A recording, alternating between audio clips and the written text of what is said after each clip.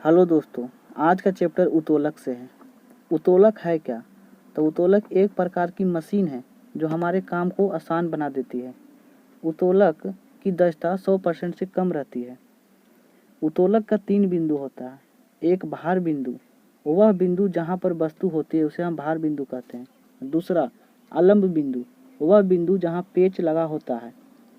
तीसरा आयम बिंदु, वह बिंदु जहाँ पर बल लगाया जाता है। उत्तोलक आर्किमिडीज के सिद्धांत पर कार्य करता है। उत्तोलक 3 प्रकार के होते हैं। एक प्रथम श्रेणी का उत्तोलक, दूसरा द्वितीय श्रेणी का और तीसरा तृतीय श्रेणी का। तो पहला श्रेणी का उत्तोलक का एग्जाम्पल देख लेते हैं। इसमें लंब बिंदु बीच में रहेगा और बाकी कहीं भी रहे, जैसे पिलास। दूसरा कैंची, तीसरा तराजू, चौथा नेल कटर, पांचवा चापाकल और छठा साइकिल का ब्रेक। ये प्रथम श्रेणी में आता है।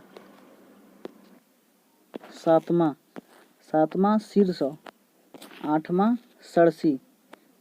प्रथम श्रेणी में जहाँ पेच फंसा हुआ रहता है उसे हम प्रथम श्रेणी में लेते हैं।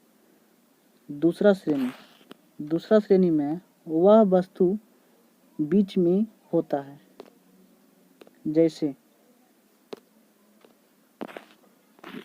सरोता। दूसरा खैनी काटने का मशीन, वस्तु बीच में रहती है। तीसरा नींबू निचोड़ने का मशीन, वस्तु बीच में रहती है। चौथा एक पहिया कूड़ा गाड़ी, वस्तु बीच में रहती है। ये द्वितीय श्रेणी में आती है। तीसरा श्रेणी का, इसमें पायस बिंदु बीच में रहेगा, बाद बाकी कोई कहीं पर रहे, जैसे में चिमटा। दूसरा किसान का हल। तीसरा हाथ में बेलचा। ये सब तीसरे श्रेणी का उदाहरण। उत्तोलक से कुछ रिलेटेड प्रश्न देख लेते हैं। पहला क्वेश्चन, चिमटा किस प्रकार के उत्तोलक का उदाहरण है? तो हो जाएगा तृतीय। दूसरा, मशीन की दक्षता क्या होती है? तो होती है 100% से कम। तीसरा क्वेश्चन, उत्तोलक किस सिद्धांत पर कार्य करता है? तो यह करता है आर्किमिडीज के सिद्धांत पर। चौथा, यह भार W है और प्रयास P है, तो यांत्रिक लाभ होगा। तो यह होगा W/P, option number B. Question number 5, निम्नलिखित में से कौन सा श्रेणी 1 लीवर का उदाहरण है? तो यह प्लायर है। क्वेश्चन नंबर 6, निम्न में से कौन सा यांत्रिक लाभ के लिए सही है?